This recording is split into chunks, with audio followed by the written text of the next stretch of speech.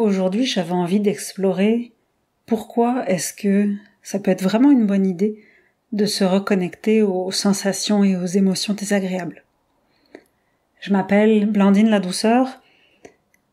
Ce qui me motive profondément dans la vie aujourd'hui, c'est vraiment de permettre à chacun et chacune de s'aimer et de se reconnecter profondément grâce à ses peurs. Ce qui est un discours qui est quand même assez peu habituel. Et concernant les émotions désagréables, avec les personnes que j'accompagne, particulièrement le programme en ligne que j'ai actuellement là qui fonctionne, je me rends compte à quel point c'est vraiment une généralité de s'être coupé de ces émotions. C'est-à-dire que j'ai remarqué chez toutes les personnes là, qui participent au programme que j'ai mis en place, que j'ai commencé, qui s'appelle Détends-toi le pompon et découvre-toi grâce à tes peurs, j'ai remarqué que chacune d'elles, à sa manière, s'est déconnectée de ses ressentis. Puis je comprends, parce que moi j'ai fait la même chose aussi, puis se déconnecter de ses ressentis, ça permet particulièrement, en fait, c'est quelque chose qui se met en place de manière consciente ou inconsciente, mais la plupart du temps inconsciente, quand les ressentis sont vraiment trop douloureux. Et finalement, pour se protéger, c'est comme une histoire de fusible. Il y a le ressenti qui se déconnecte. Alors c'est pratique parce que ça permet de ne plus ressentir ce qui est désagréable.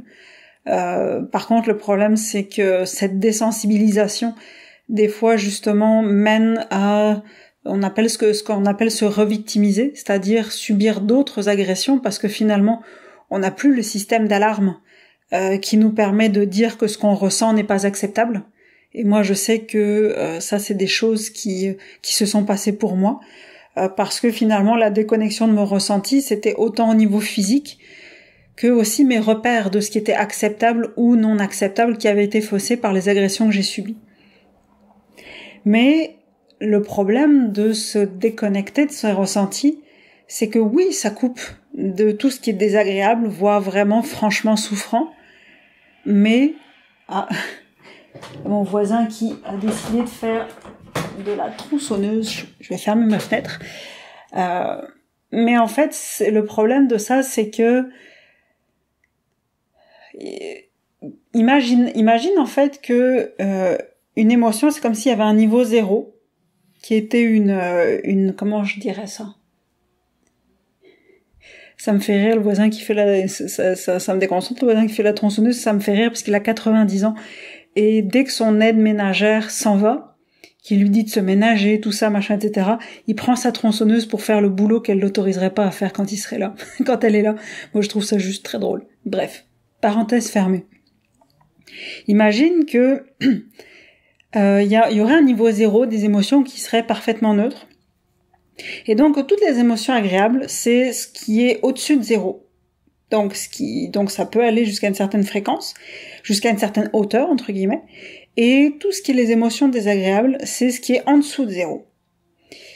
Le problème, c'est que quand tu amputes consciemment ou inconsciemment ton ressenti dans les émotions désagréables, ça veut dire que finalement, en dessous d'un certain niveau, les pics, tu les ressens plus. Donc c'est comme si, par exemple, pour une température, tu prendrais un thermomètre pour une température, tout ce qui est en dessous de -5, je le sens plus. Sauf que le problème, c'est le revers de la médaille de ça, c'est que sur le même thermomètre, tout ce qui est au-dessus de +5, tu peux pas le ressentir non plus.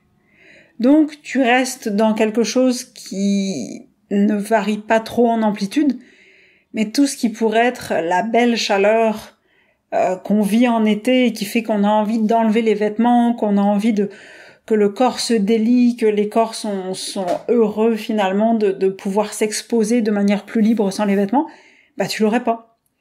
Donc si je fais le parallèle avec l'émotion, c'est que si jamais le ressenti est coupé au niveau de tout ce qui est souffrant, mais tout ce qui est joie extrême, tu peux plus le ressentir non plus. Parce que ce qui est amputé dans le négatif, enfin pas dans le négatif, parce que c'est pas négatif, en fait tout est utile, donc il y a rien de négatif là-dedans, mais ce qui est, mais tu vois, les conditionnements reviennent vite. Mais donc, ce qui est amputé dans le désagréable est amputé à amplitude équivalente dans l'agréable. Donc, tu restes dans des choses qui sont pas trop désagréables, et en même temps, tu peux vivre de l'agréable, mais ça peut jamais être waouh. Parce que c'est comme si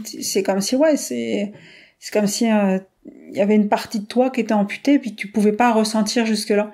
Et donc, c'est pour ça que, pour moi, vraiment, dans ce chemin de s'aimer et se reconnecter profondément à soi, dégeler ces parties qu'on a gelées, ces sensations qu'on a gelées pour ne plus souffrir, c'est vraiment important. Parce que c'est clair que, oui, il y a des chances que tu douilles. À un moment donné, c'est comme quand tu reviens, t'as un endroit où il fait froid, et puis t'as les doigts qui ont un peu gelé, puis tu reviens à l'intérieur, c'est comme l'onglet, là, ça fait mal. La vie qui revient dans les doigts, là, les doigts refroidis, là, où les petits vaisseaux sanguins se sont contractés, ça fait mal. Je peux te dire que moi, je trouve que ça fait sacrément mal. Mais en même temps, c'est une bonne nouvelle. C'est une bonne nouvelle parce que ça veut dire que dans toi, la vie revient. Et la vie revient partout. Elle revient pas juste là où... Comment je dirais ça?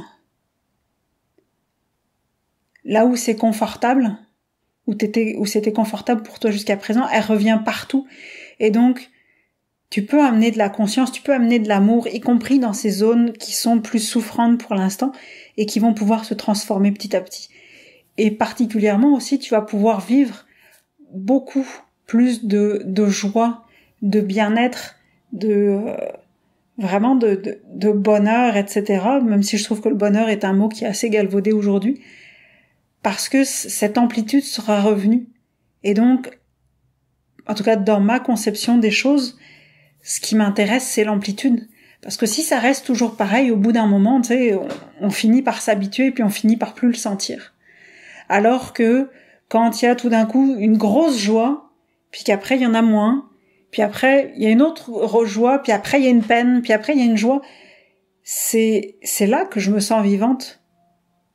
C'est vraiment là que je sens la vie qui me traverse. Alors que si c'est toujours un peu la même chose, ouais, la vie est un long fleuve tranquille, mais il se passe pas grand-chose finalement. Et donc au final, tu sais, retrouver la sensibilité, même dans les choses désagréables, voire souffrantes, permet de vivre plus, intensément, permet de mieux se relier à tout ce qui se passe dans notre vie, aux autres, à nous-mêmes. Et finalement, je pense que, en tout cas moi personnellement, je trouve qu'une vie qui mérite d'être vécue, c'est une vie où je peux ressentir intensément ce qui se passe.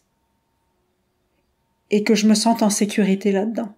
Ça, c'est un autre sujet, là, mais où je peux vivre intensément ce qui se passe et tout ce qui se passe, sans pour autant que je me sente en insécurité. Et ça, pour moi, c'est un cadeau. Donc, je te le souhaite, vraiment du fond du cœur. Et d'ici à ce que on se reparle, enfin je te reparle, parce que c'est un petit peu un monologue, mais tu peux réagir dans les commentaires de la vidéo. Ça me fera plaisir de te lire et de te répondre par écrit. Mais d'ici la prochaine fois, vraiment que la douce force soit avec toi et que la douceur te porte.